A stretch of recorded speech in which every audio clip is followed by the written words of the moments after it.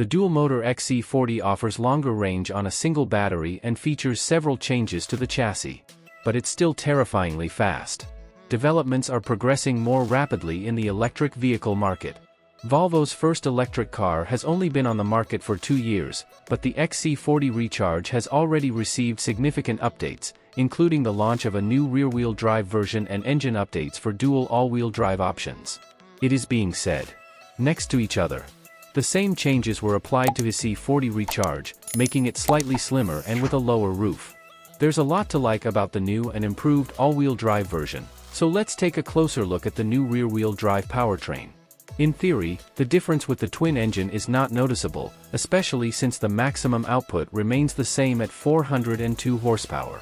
But behind this topic number there was an important change. Previous all-wheel drive versions used the same front and rear motors, but in 2024 they will switch to a new 255 horsepower rear motor designed and manufactured by Volvo. A device that will power the front axle of his future EX90.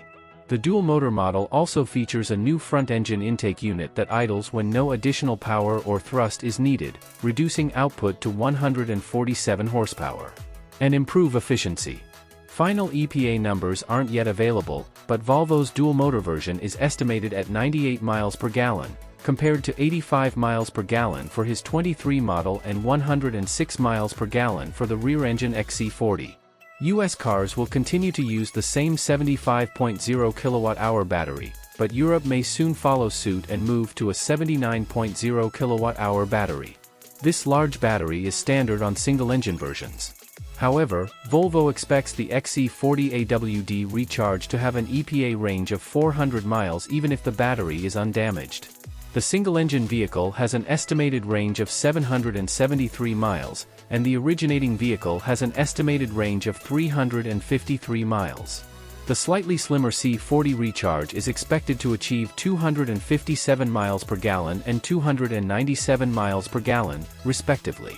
DC fast charging maintains up to 150 kilowatts of power for a 75.0 kilowatt-hour battery. This is impressive even though the 79.0 kilowatt-hour pack can now handle 200 kilowatt-hours. Other small changes have also been made to improve the driving experience. His twin-motor XC40 Recharge has always been surprisingly quick considering its mission, but his 0 to 60 miles per hour acceleration time remains the same at 4.3 seconds. This was one of the fastest Volvos we've ever tested. Some chassis had handling issues. Considerable vehicle weight. Volvo says the new model weighs about the same as its predecessor, but has a new rear subframe, softer springs and improved shock absorbers. Although more passive than adaptive, it features new valves designed to improve high-frequency response and driving comfort. Like its gas-powered sibling, the XC40 Recharge is still a light car, but it doesn't offer a refined driving experience. The European car I drove in Sweden had Michelin Cross-Climate all-season tires. Depending on the wheel size, US market cars will be equipped with 19-inch Continentals or 20-inch Pirelli all seasons.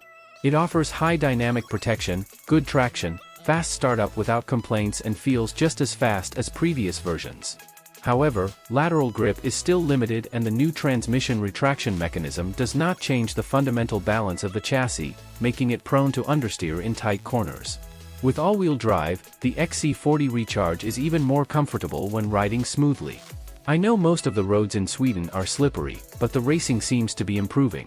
The XC40 Recharge certainly cleared speed bumps and showed better control on the few waves we found, but as always, it feels heavier than its sibling. It weighs over 1,000 pounds. Gas. Even on the highway, it acts as a relaxed cruiser with a breeze whispering over the front doors. Unlike many competitors, the XC40 Recharge does not offer multiple driving modes. The only adjustable settings are steering force, softer settings feel more natural, and single-pedal mode selection. This works effectively, but there is no ability to change the initial playback level.